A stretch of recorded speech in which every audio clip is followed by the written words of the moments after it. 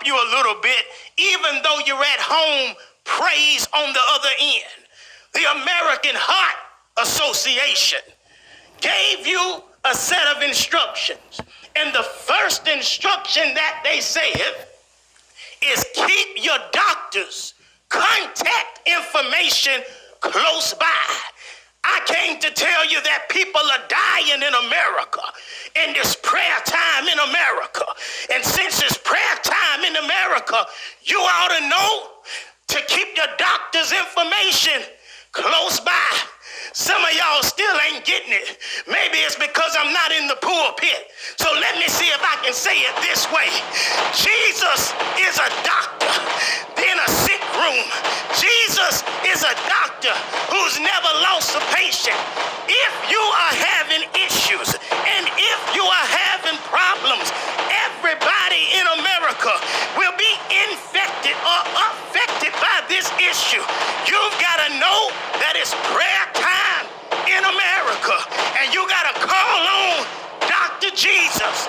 Call him up and tell him what you want. Jesus on the main line.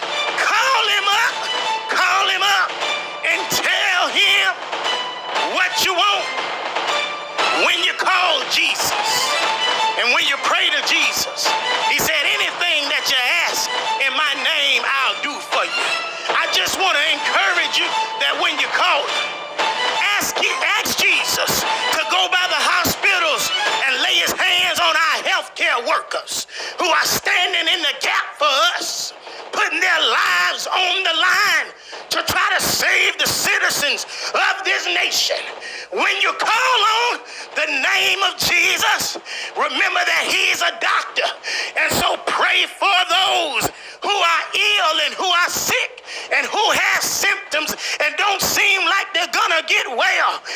Ask Jesus when you call on Dr. Jesus to go by the hospital and touch those who are in their sick bed and touch those who are in their deathbed. When you call on Dr. Jesus, don't be selfish and just pray for those in America, but pray for those all across the globe because he holds the whole world in his hands. Pray for those who are older and younger. Pray for those who are men and who are women. Pray for those who are children and who are babies. Pray to Dr. Jesus. And when you call on him, understand that he's a doctor that's never lost a patient. And so even if you don't survive or someone doesn't survive on earth, that's not a reason for you to get your head down. You may have your head down for a little while because of the sad times that we live in. But just like the older lady, as the hospitals are running out of capacity, you can't depend on the medical system at the hospitals in this time.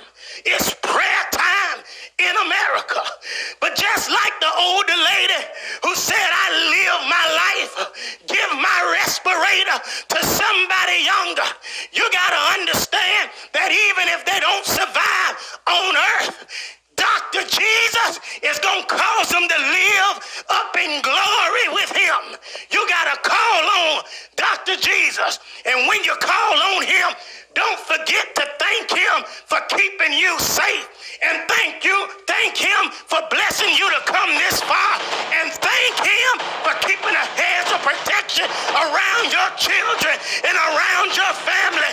When you call on Dr. Jesus, don't forget to thank him for anything and everything that he's done and that he's getting ready to do. Ask Dr. Jesus when you call on him.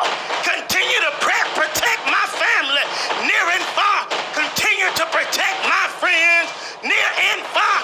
And if you would, Lord, dip your hands in the blood of the Lamb and put your blood above my doorpost so that COVID-19 will pass right over.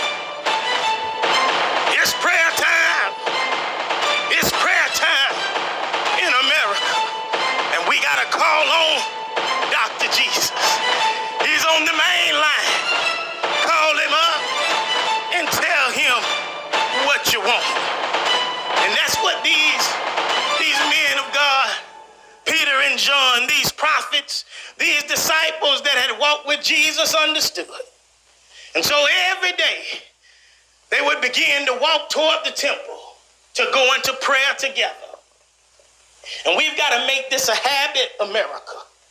We've got to make this a habit, citizens of the world, that every single day we need to be going into prayer, praying to our God.